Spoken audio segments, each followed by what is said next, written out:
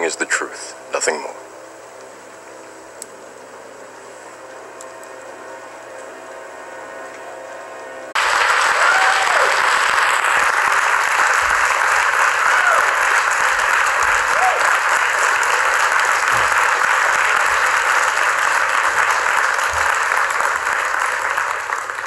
Well, thank you all very much for coming. It's really shocking to me that you don't have anything better to do on a Tuesday night. No, seriously though, it is. I mean, you know, it's very strange in some sense that there's so many of you here to listen to a sequence of lectures on the psychological significance of the biblical stories. It isn't something I've wanted to do for a long time, but it still does surprise me that there's a ready audience for it. And well, so that's good. So we'll see how it goes. And I'll start with this, because this is the right question. The right question is, why bother doing this? And I don't mean, why should I bother doing it? I have my own reasons for doing it, but you might think, well, why bother with this strange old book at all? And that's a good question, you know. It's a contradictory document that's been cobbled together over thousands of years. It's outlasted kingdoms, many, many kingdoms. You know, it's really interesting that it turns out that a book is more durable than stone. It's more durable than a castle. It's more durable than an empire. And that's really interesting, you know, that something in some sense so evanescent can be so long-living. So there's that. That's kind of a mystery. I'm approaching this whole scenario, the biblical stories, as if they're a mystery, fundamentally, because they are. There's a lot we don't understand about. We don't understand how equivalent of a Hollywood actor on the movie screen. And the anti-Trumps people are other actors in the movie. And so those people who get caught in it, oh yeah, he's the baddie. He is. He's the baddie in this movie. That Trump, he's the baddie. Oh no, he's the goodie. He is the person I like. Right? It's a movie. And while we are focusing on this again, this minutiae of Trump, anti-Trump, left, right, and all this nonsense that we get caught into, Silicon Valley's doing what it is doing in terms of destroying freedom of information and driving on behalf of things like DARPA, the technological development arm of the Pentagon, this AI transhumanist agenda. It's a diverse psychology of postmodernism and its relationship with neo-Marxism, and then the spread of that into the universities and the effect on the culture. And what I would like to start with is a description of your understanding of that, because like I've presented to the people who are listening to me my understanding of it. I interviewed Stephen Hicks recently, and he wrote an interesting book called Explaining Postmodernism, which I liked quite a bit. It's been criticized for being too right-wing, although I don't think he's right-wing at all. I think maybe you could characterize him as middle-of-the-road conservative, but I would say he's more like a classic liberal. But I'm really curious about your views about, what postmodernism is, first of all. I know you've identified it with the general tricksters, Derrida and Lacan and Foucault in particular you've talked about, but I'd like to know what you think about postmodernism and also why you think it's been so attractive to people. Well, my explanation is that there is no authentic 1960s point of view in any of the elite universities, okay? but rather the most liberated minds of my generation of the 1960s did not go on to graduate school. I witnessed this with my own eyes. I saw genuine Marxists, okay, at my college, which was the State University of New York at Binghamton, upstate New York, Harper College, which had a huge cohort of very radical downstate New York Jews, okay, who, in fact, the Harper used to be called Berkeley East. So I saw genuine, passionate Marxists with my own eyes. They were not word choppers. They were not snide postmodernists. Okay? They were in-your-face aggressive.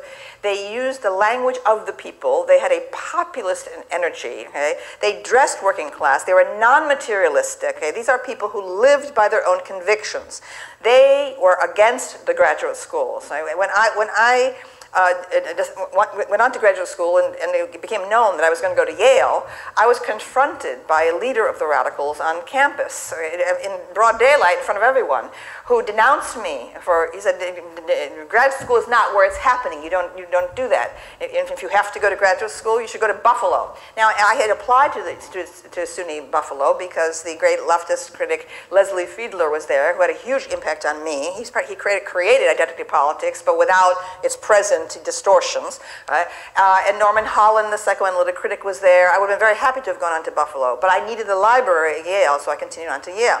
There were no radicals in the graduate schools, right? From 1968 to 72 when I was there. Only one radical, Todd Gitlin, okay, went on to have a career success. Okay? The actual radicals of the 1960s, okay, either went off, dropped out of college and went off to create communes, right? Or they were taking acid and destroyed their brains. Now, I have also written about that. The destruction of the minds, okay, of the most talented members of my generation through LSD. It was going on all around me. Right? So what's happened is the actual legacy of the 60s got truncated. The idea that these post-structuralists and postmodernists are heirs of the 1960s revolution is an absolute crock. Okay? What they represent, as Foucault shows Foucault said, okay, that the biggest influence on his thinking, okay, was Samuel Beckett's Waiting for Godot, okay, which was a post-World War II play written in Paris that was about the disillusionment and nihilism experienced after Hitler went through, occupied France, right, and all of Europe was in ruins.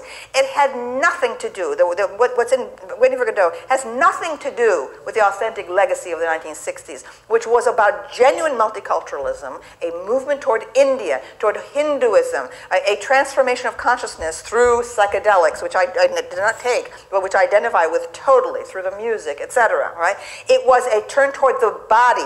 It was a turn toward sensory experience, okay? Not this word chopping thing and this like cynical removal from actual experience, right? That French import, okay, came in, okay, to the graduate schools. It did not affect any genuine 1960s person. The real 1960s revolution was about Jung. It was about a way of seeing Russia, where Snowden is hiding in plain sight. Do you think U.S. officials know where you live? Know where you are? I think they have a general idea. At this point, you know, after 3 years, if they can't figure it out, they're probably not doing their job very well. This mild-mannered 33-year-old is arguably America's most wanted fugitive, NSA whistleblower Edward Snowden. Breaking details on that whistleblower who leaked top-secret documents. Faces almost certain criminal prosecution. For more than 3 years, he's been hiding in plain sight here in the Russian capital. Can you walk around freely the streets of Moscow and not be recognized? I walked here. Are you ever recognized? If I walk out on the street, people have no idea who I am. If I walk into a computer store, everyone in the store will immediately recognize me. Since August of 2013, he's been living in exile, provided asylum by Russia after leaking an undetermined number, perhaps as high as 1.5 million, classified NSA documents to journalists. His revelations expose systemic government surveillance of civilians here and abroad, a disclosure that both enraged and embarrassed the American intelligence community. My name is Edward Snowden. In 2013, filmmaker Laura Poitras captured Snowden's difficult choice, part of her Oscar-winning documentary, Citizen 4. We were able to get the information that needed to get out. You're seen going through a series of security rituals, unplugging phones, covering your head as you type passwords into your computer. You seem keenly aware of a target being on your back. Those moments, it's actually difficult to watch them on film because the pressure, the stress was so great. Why are high-level aides allowed to work with classified information without permanent security? Once again, that's a question that the FBI and other intelligence communities, they make that determination. That's not something that's decided by the White House. It's the same way that it has been. Classified information, given that you have someone like Rob I'm sorry? Ford who didn't have a permanent security I missed the first part of your question. Can you guarantee that you are protecting classified information, given that you have someone like Rob Porter who didn't have a permanent security clearance? I think we're doing and access to taking classified every step we can to protect classified information.